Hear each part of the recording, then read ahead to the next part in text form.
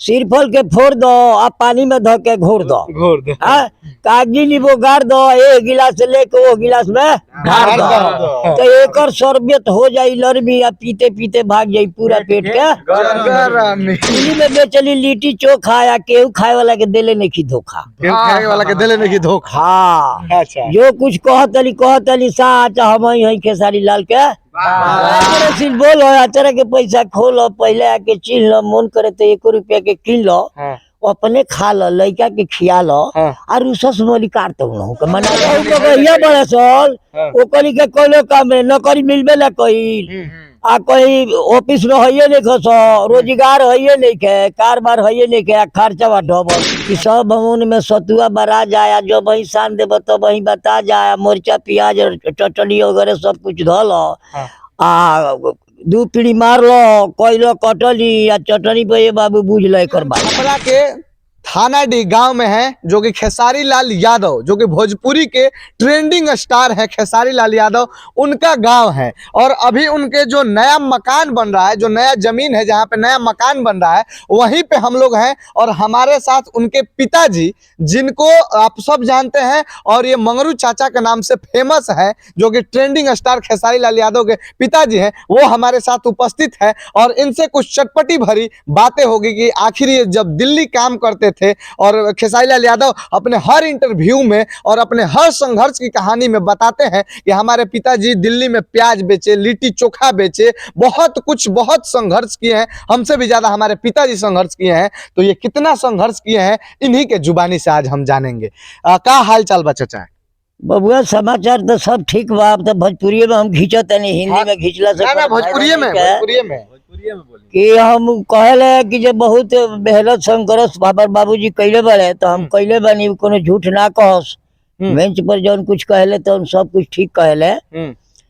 आ ओकरा बाद में हमहू कहानी खिस्सा कह कह करके 2 पैसा कमात रहनी हा। जब हम चना बेचब, खीरा ककड़ी आम जामुन हम सब कुछ बेचले बानी, अपन कर्म लोग छिपावेला, हम अपन कर्म छिपावत नहीं की, छिपवले नहीं की, काहे तो हम चोरी नहीं की कैले,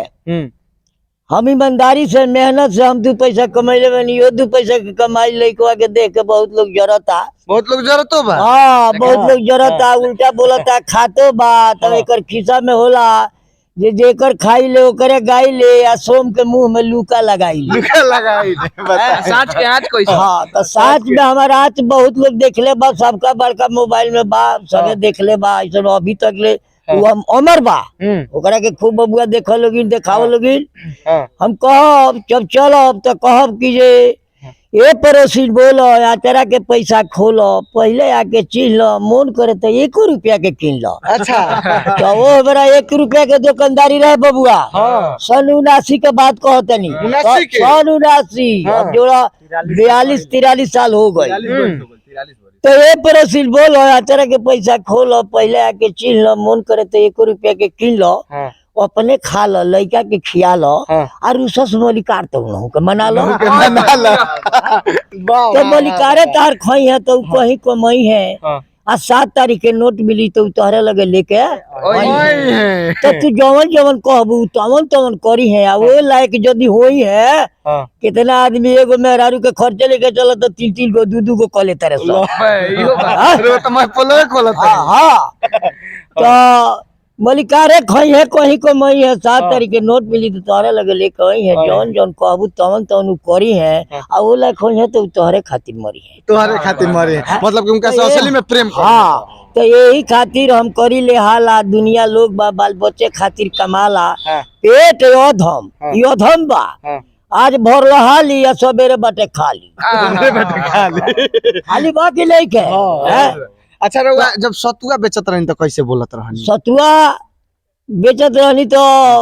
भाई सतुआ का कहानी लोग कहे जे सतुआ खैले से का फायदा हुई, तो हम कहें कि ये फायदा एक बता देतनी कि सब भवन में सतुआ बरा जाए, जो वही शान देव तो वही बता जाए, मिर्चा प्याज चटनी वगैरह सब कुछ धो लो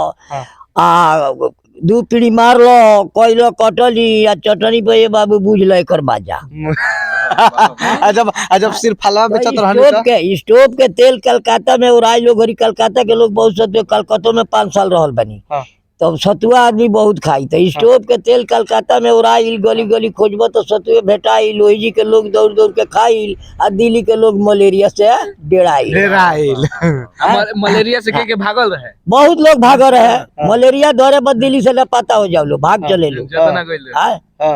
ई जब सिरफलवा बेचत रहनी रहुआ त सिरफल के लोग कहे जे के का फायदा बा, तो सिरफल के फायदा उहे बा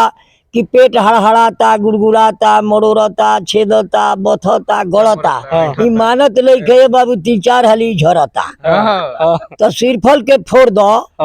सिरफल के फोड़ दो, आप पानी में धो के घोर दो, कागजी नींबू गाड़ दो, एक गिलास से लेके वो गिलास में ढार दो, तो एकर शरबत हो जाई लरमी, आ पीते पीते भाग जाई पूरा पेट के गरमी। वाह वाह। अच्छा, रहुआ के हर इंटरव्यू में खेसारी लाल यादव जी बोलले बनी कि हमार बाबूजी दिल्ली में लिट्टी चोखा बेचत रहला, जब लिट्टी चोखा बेचत रहनी तब का बोल के आ कस्टमर के खींचत रहनी अपना दुकाने रहे ओजा, तब ओजा कहानी कहे के लिट्टिए से के मैं हैरान रही। तो दिल्ली में बेचली लिट्टी चोखा, या केहू खाए वाला के देले नहीं की धोखा, केहू खाए वाला के देले नहीं की धोखा। हाँ, अच्छा, जो कुछ कहतली साच हम ही खेसारी लाल के प्रेम बोलिए। पानी के जल जल के उठ, अरे पनिये के लोग जलो कहेला, आ पानी तो पानी है जल, अंग्रेजी में लोग कहला जे पानी के जल जल के उठ, वाला झोपड़ी में ईटा लगल तो कदू बोल गइल कुआट। आजकल ये